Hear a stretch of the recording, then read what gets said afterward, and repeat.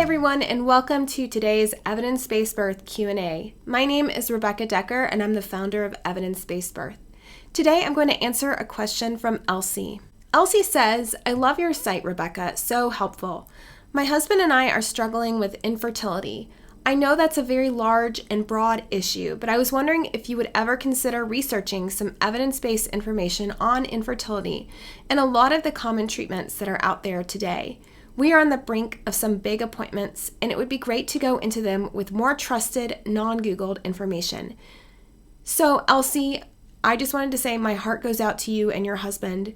Infertility is such a common problem, and it's something that isn't talked about enough. It's stigmatized. I personally have had close family and best friends who've struggled with infertility. So I know how hard a journey this is, and I just wanted to say that my thoughts are with you, and I'm cheering you and your husband on, and I hope that you get the outcome that you're hoping for. As far as evidence-based information on infertility, this is a tricky one. I know when I was trying to conceive that I stumbled upon a huge world of infertility blogs. There's so many women blogging about their infertility journey, and I thought that was really awesome that they're sharing that info. But it's so confusing. There were so many treatments. Every woman seemed to be on a different regimen. Every doctor seemed to be saying something different. And I know there's been a ton of research on infertility, so I'm not quite sure why the research isn't out there in a format like it would be at Evidence-Based Birth. Infertility is not my specialty, and it really deserves a huge website of its own to tackle that topic. So what I can do, though, is refer you to a couple of resources. First, if you're just on the beginning of the trying to conceive journey, which I know you're not, Elsie, but others might be, I would recommend two resources.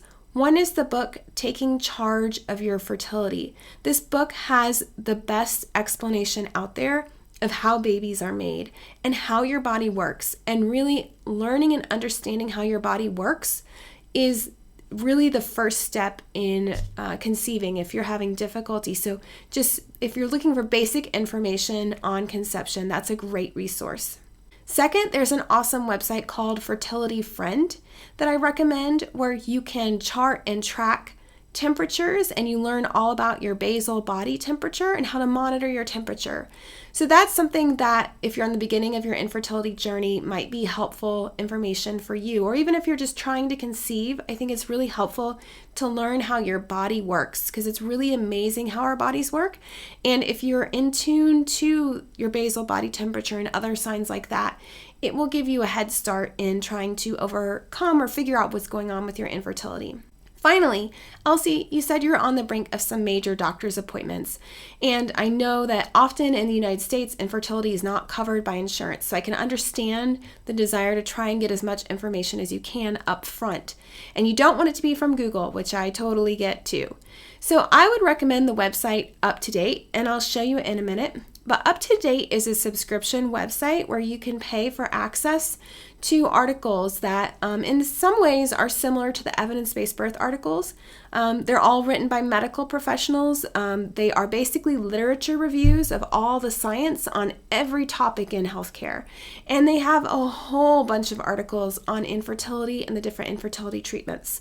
Unfortunately, the only way to get that is through a subscription.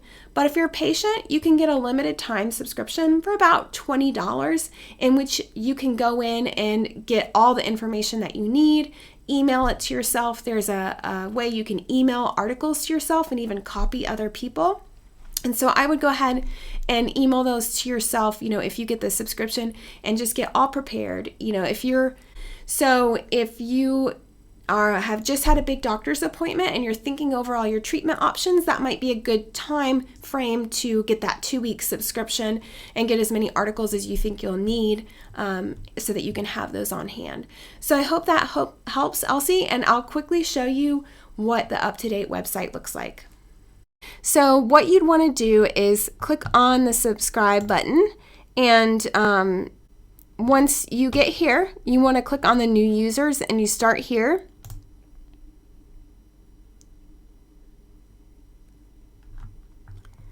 So if you are looking at this as a patient, what you would want to do is click that your role as a patient or a caregiver, because that will give you the discounted patient rate.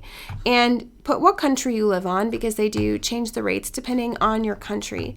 And then click on buy a new subscription and it'll show you the rates.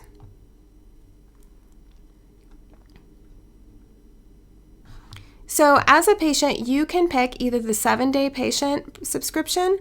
So earlier I said you got 2 weeks, but I apologize, I was wrong. You actually get 7 days for $20. So you get a 7-day patient subscription for $19.95, or you can get a 30-day subscription for $44.95.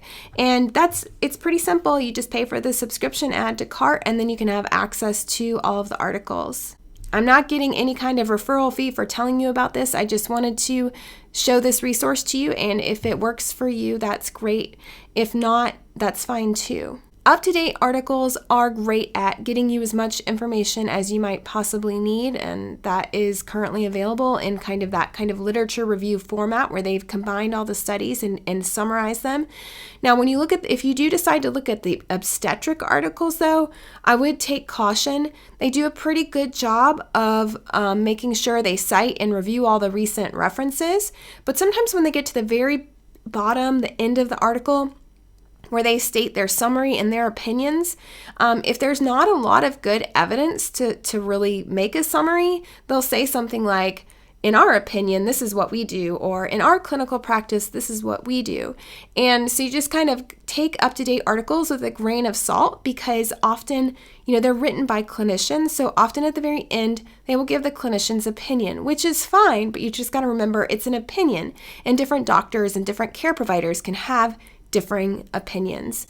And although a clinical opinion is a form of evidence, it is this type of evidence that's most subject to bias. So again, just take the opinions at the end of the articles with a grain of salt. Make sure you talk about what you download on UpToDate with your care provider so that you can talk about the evidence together. And I hope that this empowers you to bring more evidence-based information to your appointments with your infertility specialist. And again, I wish you the best of luck. Thanks, and bye.